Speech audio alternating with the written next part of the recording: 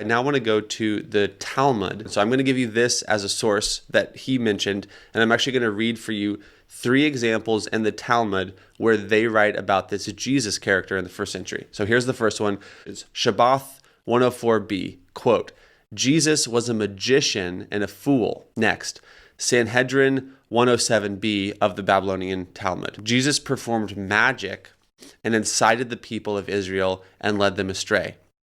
Sanhedrin 43a, quote, on Passover Eve, they hanged Jesus of Nazareth. He practiced sorcery, incited, and led Israel astray, end quote. They call it black magic. They call it sorcery. But the point is that they're implicitly acknowledging the miraculous, even in their record, even as haters of what he did. Tacitus was a Roman historian, not just a dude who wrote some things down, a person who is dedicated to recording the historical events that happened during his lifetime. And here's what Tacitus wrote. Christus, from whom the name had its origin, suffered the extreme penalty during the reign of Tiberius at the hands of Pontius Pilate, and at a most mischievous superstition. So there you have official Roman historian conceding both the life and the death of Jesus in history, which perfectly corroborates what the scriptures, meaning the Christian historic accounts, also say. Let's continue. So Josephus, Jewish historian, not a believer, but a person dedicated to recording the history that happened.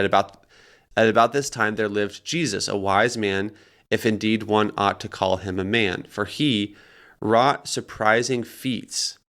He was the Christ. When Pilate condemned him to be crucified, those who had come to love him did not give up their affection for him. On the 3rd day he appeared, restored to life, and the tribe of Christians has not disappeared.